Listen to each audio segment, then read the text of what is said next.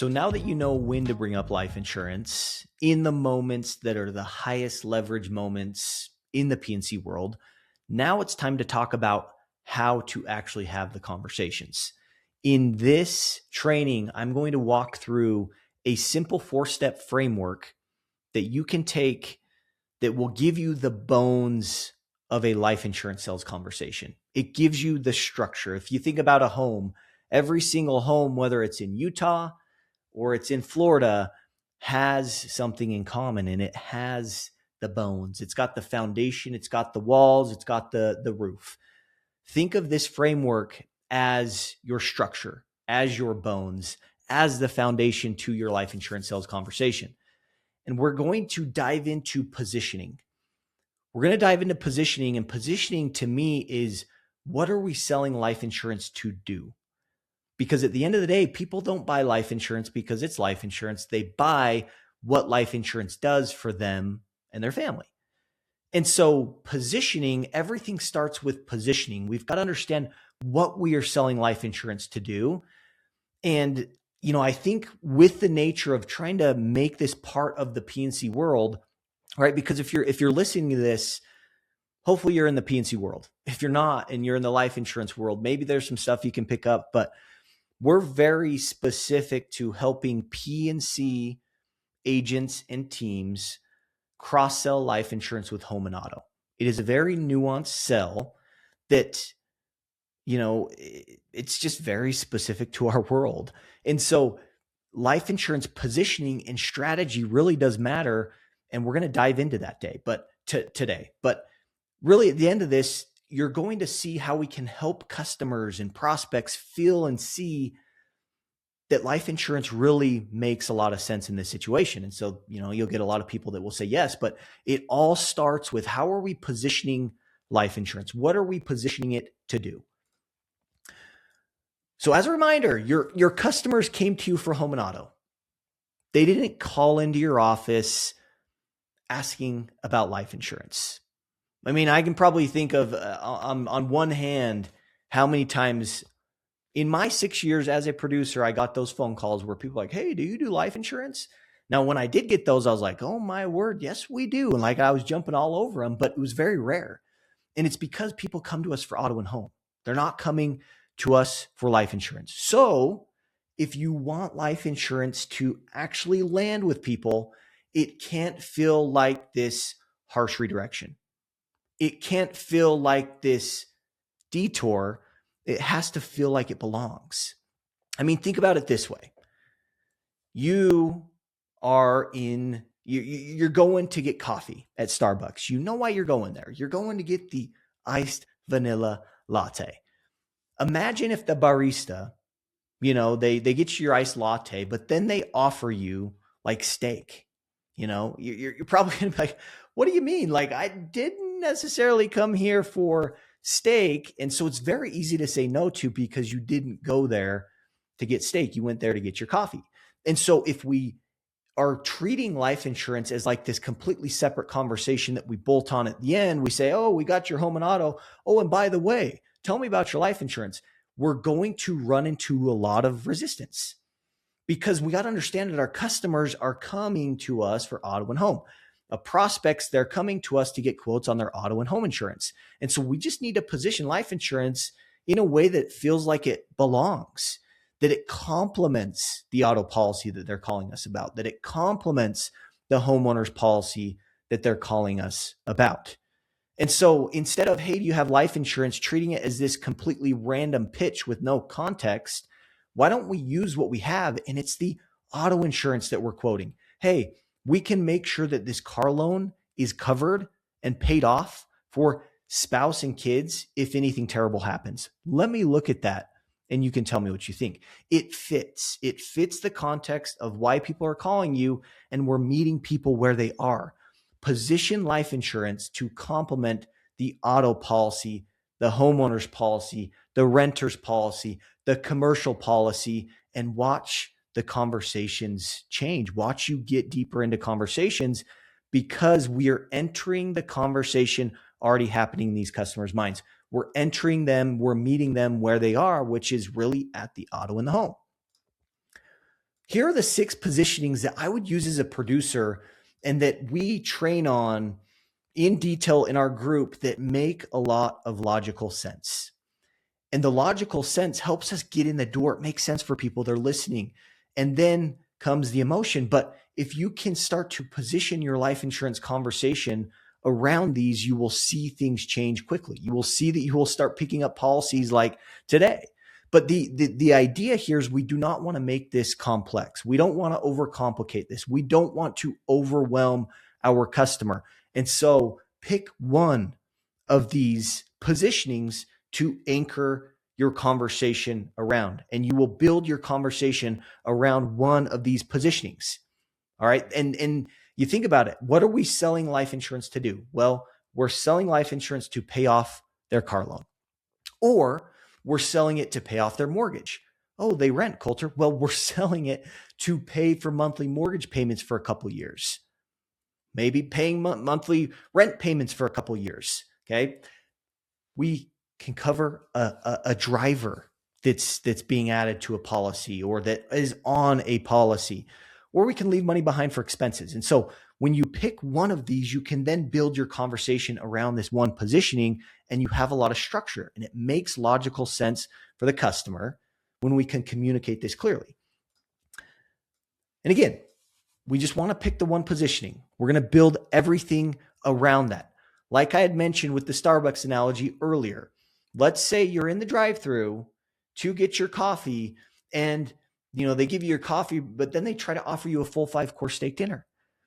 It's 6 a.m. You're just getting coffee. You're not quite hungry. You're not quite ready for the steak dinner. And so you naturally decline them. Thank you. Kind of weird. I didn't plan to come here to get steak dinner, but I'm getting offered it. And so it kind of feels a little weird, but it's so easy for customers to decline that because they're not coming to you for that. But instead, what if instead of trying to offer them a full 5-course steak dinner with their coffee, what if we just offered them coffee and we offered them creamer for their coffee? What if we offered them something small in terms of life insurance that complements that coffee, that complements that auto policy that they're coming to us for? That's when things get really simple and customers start saying yes. Now, here's the framework. I told you I was going to give you the framework that will guide your conversations and help you have compelling life insurance pitches in your day-to-day P&C conversations. It is the PPSB Framework. Positioning, you're going to decide how you're going to position life insurance to complement the home and auto. After you've decided that, you can use problem, solution, benefits. Your conversation should surface the risk. It should show them the gap that exists without them having any sort of coverage in place. You then want to show them a policy that will solve that specific problem or gap that you help them see.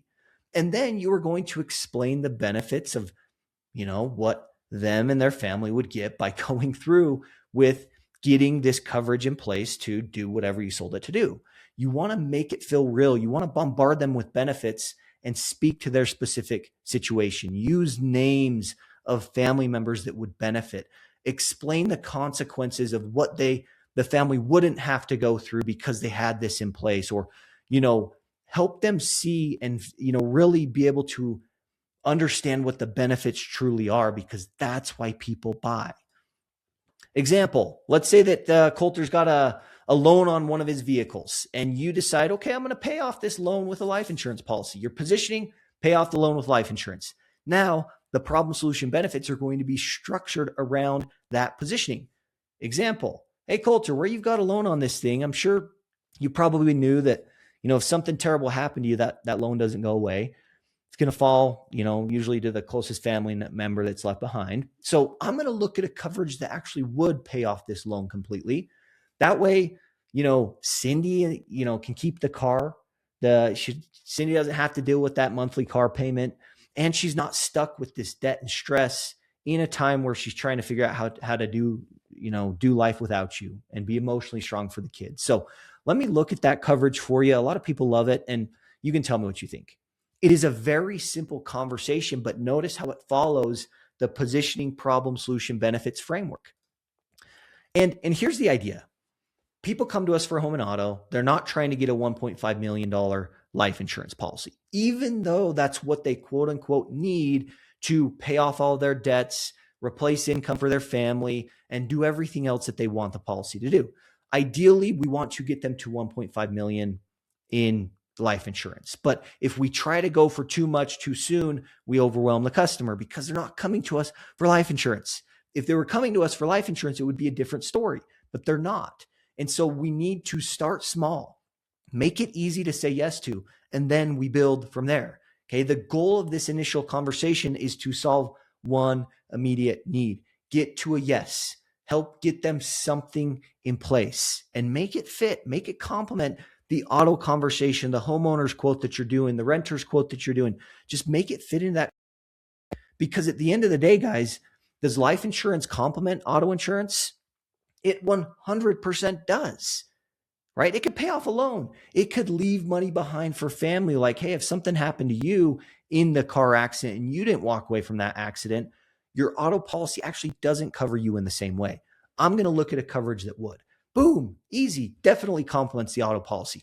What about the homeowner's policy? Well, I mean, if they've got a mortgage on the home, it could pay off the mortgage. Could it also be positioned to cover monthly mortgage payments for a certain amount of years? Sure, right? Like life insurance does complement the auto and home insurance, but sometimes we treat it so separately.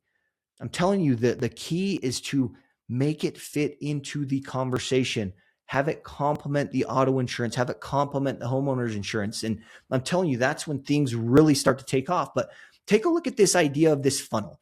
The idea is we want to, in our day-to-day P&C conversations, whether you're a producer and you're drumming up new business, maybe you're a customer service role and you're servicing the book of business. The idea is in those conversations, just meet them where they are. Start small, position life insurance around one immediate need, knowing that if Coulter tells you yes, step 2 is we are then going to go for more. Once the policy issues, the idea is to get in front of Coulter again, review what you just did, hey, and remind him, hey, this is going to pay off your truck if something terrible happens. That way Cindy and the kids don't have to deal with that added financial burden, like on top of trying to deal with losing you. And then you're going to just ask questions that help Coulter see why he might want more coverage. Hey, so I know you've got the homeowner's policy with us and it's got that mortgage with ABC Bank. I mean, something did happen to you. I mean, what would happen to the house? And you have Coulter basically come to the conclusion, you're right, like Cindy would have to pick that up. That wouldn't look good for Cindy. And now there's a demand for your solution to get more coverage. The time for this full needs analysis, right, is at the issuance of the policy. You want to get the yes, get that submitted, and then go for more. It's much easier for the customer to be there with you and actually see why they would want it in this issuance, right? Because step 1, when you wrote the policy initially, they didn't call you to talk about life insurance. They called you to get a quote on their homeowner's insurance. They called you to make a payment. They called you to add a vehicle, right? And so that's not the time to give them this full 5-course steak dinner when they came in for a coffee. Meet them where they are, position something small, and then at the issuance of that policy with its own little simple 5 to 10 minute review, that is when you go for more. And every policy that you write will then be an opportunity to meet with every single year in an annual life insurance review. And you can show them what it would look like to convert their term policy into a permanent policy. You can show them more death benefit. You can show them coverage for their spouse, for their kids, for their parents. I'm telling you, this is the way to make life insurance systematic in the P&C world, is understanding where they're at and having a strategy to execute in a way that makes sense for the customer. Look, if they said yes once, they will say yes again. This is why it works. You think about going to Costco. You go to Costco and you go and try some samples. My son dragged me to one of the stations. He loves those samples, I'll tell you what. So we're always getting into the samples, but one of the samples were these pickle puffs. And I'm like, pickle puffs? Like, I like pickles. Cheeto puffs are okay. I feel like it's kind of like a child snack, but yeah, I'll try the pickle puffs, not knowing what to expect. Sure enough, we liked them. And so guess who got the full bag of pickle puffs? Well, it was me and my son. We got the pickle puffs and we enjoyed them. All right. But we wouldn't have bought those if we didn't taste it first. We just probably wouldn't have. And so that's the idea, is they got a commitment out of me. I went for the bigger commitment. The hardest yes is usually the first. Okay. If we can get someone something in place initially, that's going to be the hardest one. And so let's make the decision easy for the customer, right? Not just us, but for the customer as well. And by the way, some of y'all might be thinking like, oh, well, they really need more coverage than that, Coulter. Aren't we doing them a disservice? Well, yeah, I've talked about this a little bit, but the average amount of money that the average American has in a savings account is $8,000. $8,000. I mean, that's probably not going to cover a funeral in any state. Okay, maybe a cremation, whatever. But like, if the family had to use that money, then they're out of money. They don't have any more money coming in. So $100,000 policy really can be life-changing for these people. Okay, so just make it easy. You're doing people a disservice if you're trying to go for the all or nothing approach. Some people don't want to do the full thing. Some people don't have the money to do the full thing. Some people won't make a decision because it feels complicated. It feels like a lot by showing them the full thing. So you're doing a disservice, in my personal opinion, by not showing them something small as a starter policy that can get them in the door, right? Because at the issuance, the door reopens. That's when we can build upon what they said yes to. If they liked this, they will probably like this as well. And it's a very easy conversation that allows customers to get more of what they already bought from you. Okay. Every policy becomes that annual life insurance review. And then attention is already spoken for.